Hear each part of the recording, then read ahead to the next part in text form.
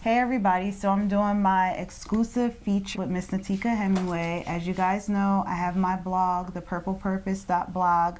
I want to thank everybody who's been supporting me so far in my movement as I try to raise awareness not only for lupus but for all autoimmune diseases. I'm trying to take a natural approach, just a little bit about myself. I have lupus, and sometimes the medicines, treatments, as we know, aren't good for our body, or they do not work for everyone. So I decided to do my own research and go more holistic and more natural. And along the way, I figured that I would blog so that people can see firsthand how it is living with the living through an autoimmune disease and still being able to do the things that you dreamed of. So stay tuned for the video with Miss Natika Hemingway, my dear friend. She's going to tell you guys about herself, her struggles with her autoimmune disease, but how she turned that into a positive and wants to share awareness with everyone else as well, just so that, you know, we could take care of ourselves and still be able to do something positive.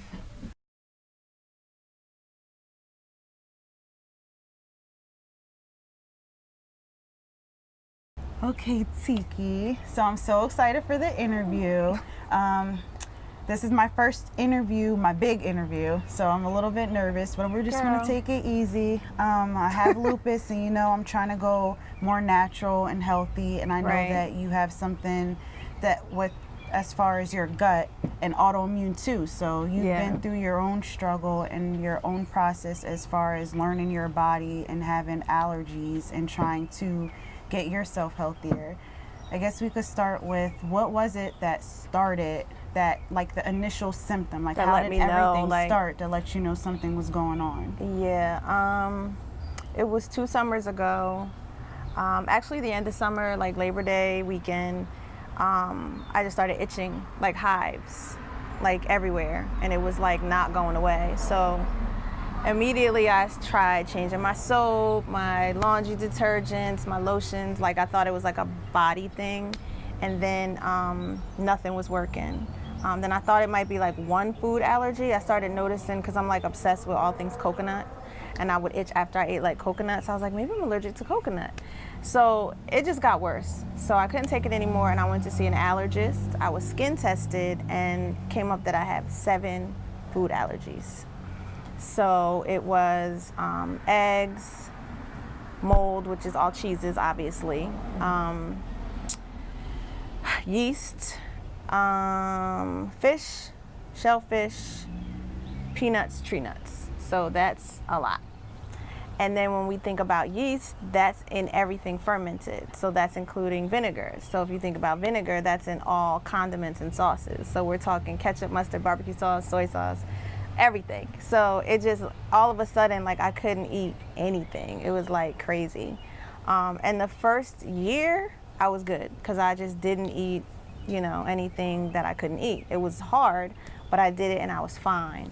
And then almost the second year, the following October, on the nose, things that I could always eat, like certain fruits and vegetables, I was reacting. And that wasn't just itching anymore. I was swelling. My throat was swelling. I had to get an EpiPen. It was really scary. And that's when I figured out it was more than allergies. I have like a histamine disorder. And so from there, I was trying to contact all these specialists, just trying to get to the bottom of it. No one took insurance. People were charging like $7,000 for the initial visit. It was crazy. So I started Googling, of course, researching. At first I had fear, because I read other people's stories with histamine disorders, and it got really bad. I read about people who are had like IV Benadryls and feeding tubes, and like totally lost their quality of lives and things like that. So I started contacting specialists, none of which took insurance. They were like $5 to $7 grand for initial visits. They were all like far away and out of state. I started feeling like really hopeless. So what I did was I started taking some holistic health classes myself, like online. And what I found out, what I think I found out, which I proved to be right, is that I had what's called leaky gut syndrome. Okay. So just to talk about what that is, like our intestines is like a I guess like a hose. And what happens is stress, just eating the wrong foods, poisons, toxins, candida, all of that stuff will stretch it and make little tiny pinpricks in it. And so when you're eating your food, instead of like the poisons and toxins eliminating and you absorbing the nutrients, the poisons and toxins go into your blood system. And so I was reacting to all of that. And that's what I thought I had. And I just didn't know how to heal it. Everything that they said to do to heal it was supposedly on my allergy list. So I was kind of like caught between a rock and a hard place. So I just decided like I have to like live. I have too much going on. As you know, like I'm an artist, I'm a mom. Like I just can't like be scared and like live on Benadryl, because as we all know, Benadryl makes you sleepy, you can't function. Like, and I'm like a kid, I'll take a tiny piece of a Benadryl, I'm knocked out. So it was ridiculous. So I got referred to a holistic doctor, and for the past, I would say 5-6 weeks, I've been working with him. He confirmed that I was right. It was like a leaky gut syndrome and like a candida overgrowth, like the yeast can just grow, and it feeds off sugar and all the foods that kind of like turn into sugar. So I started a protocol with him for the first 3 weeks, 0 sugar, like nothing, no carbs, no potatoes, no rice, no grains except quinoa. I was able to eat like organic meat and some vegetables, but only like no fruit, nothing that, not even natural sugars.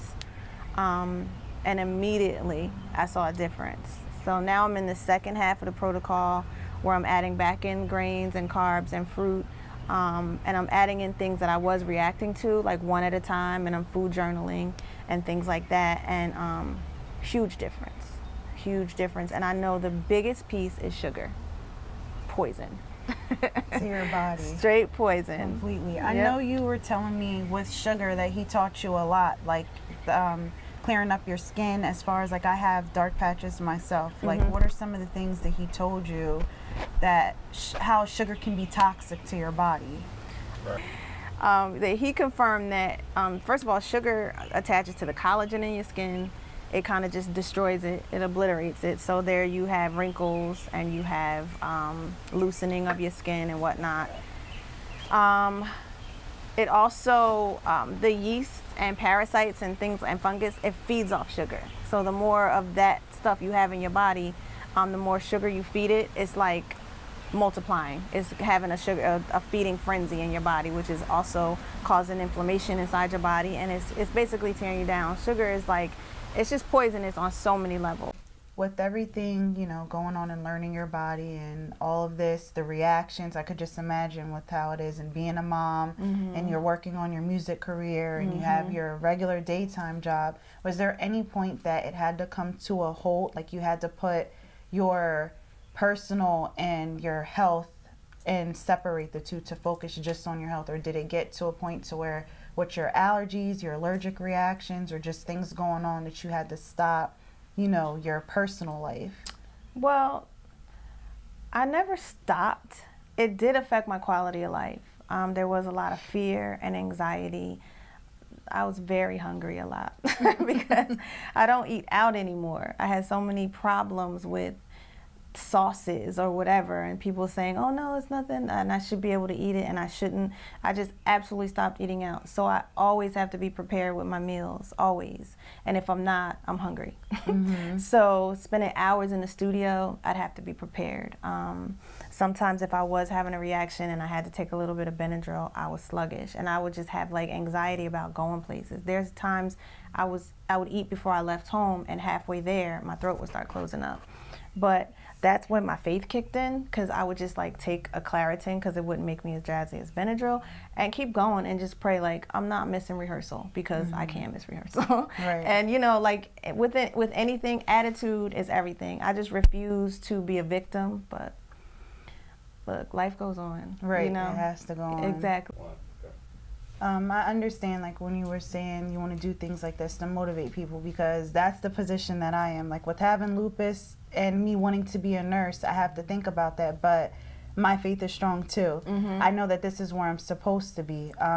Like, right now, my dad was in a hospital, so I wasn't able to visit him as much as I needed to because I had a cut, and you have to think about the sanitation and all of that, but you have to push on. There was one point with, like you said, how your throat swelled up. I was driving home and my throat swelled, like just from outside. I had to do skin patch tests, and I found out that I'm basically allergic to nature. Right. Once you put it, like tree nuts, dust, everything, Yeah. like anything you can name of. So think of, I was driving and my throat swole, started closing. I had to call my best friend who's a nurse, and I did have to get the EpiPen. Right. And she did jam it right into my leg. Does it hurt? It really didn't hurt. I think the anxiety took that away. Yeah. Because I didn't feel anything. Adrenaline Afterwards, kicked it in, was yeah. sore, but I didn't want to have to go through that. I know if I need to use it, I will use it. But like you said, you have to think about it like back in those times, they didn't eat everything that we eat. Like those were for special occasions. So this definitely is a platform just to let people know that your body is a temple. And there's so many people, the doctors that I went through, they always said it's like driving a nice car. Your car, what you put into it, the wear and tear is going to bring down the value. So what we eat, what we drink, our surroundings, it's all going to have a major effect on our bodies. So I definitely understand where you're coming from, you know, when it comes with that and making it a platform. I also know that you do like cooking a lot. I do. So how did you go about doing that, switching what you used to eat and making it still something that is enjoyable and not like, oh my gosh, it's healthy and dreading It's to have to disgusting, eat it. Right. Well, the blessing is I do love to cook, and so I'm willing to experiment with different types of recipes until it tastes good. Like the first year, the first summer that came around, it's like I'm not gonna not have food on the grill and barbecue. So I like made my own barbecue sauce from scratch instead of using the vinegars and the fermented foods that I'm allergic to. I use citrus instead, and so I started with like organic tomato paste in the jar. I'm not allowed to eat out of a can, and just made delicious barbecue sauce for my chicken. And like when he put me on this program and I couldn't have any other grain but quinoa, I went and bought quinoa flour, and I made snacks out of that. I made waffles out of that. I made quinoa crackers with nothing but, you know, like olive oil, quinoa. I use the Himalayan pink salt. The best thing probably to do is just, if you give them my information, if they ever want to ask me anything, you know, like now I'm still not having sugar, so I found a fruit spread that is in a jar that has no sugar. It's just grape juice, fruit, and apple pectin, and I use that to sweeten my oatmeal. So there's ways. You just have to be creative. You have to be willing to kind of get in there and do it. And the more people I talk to, there may be like a little line of snacks and things coming from me because I don't mind doing it. Definitely. Yeah, that and it's like work. a lot of people don't like to be in the kitchen. They just don't have it. So I'm trying to figure out now how to share my recipes and or my food. So that may be something that's coming. Who knows? That may be part of the journey as well. Who knows? But It opens up many but doors. yeah. And then another thing that I did was I try to eliminate plastics. I have to carry a lot of food with me, but instead of plastic containers, I bought glass containers, and I try to drink a lot of alkaline water, and it gets expensive. So I found an actual alkaline pitcher, and I bought a glass water bottle, and that's how I try to drink my water, because that eliminates toxins. Because you know, when plastic heats up, there's poisons and toxins.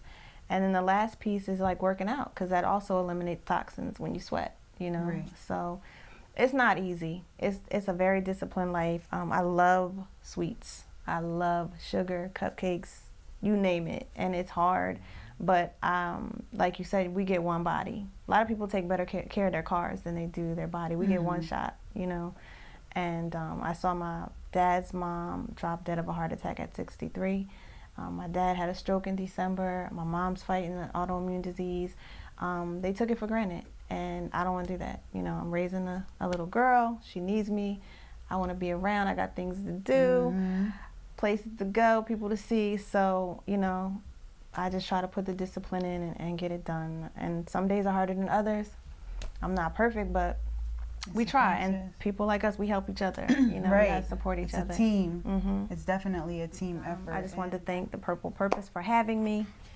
It was really nice chatting with you guys. My social media is at MSTIKI Torch, Miss Tiki Torch.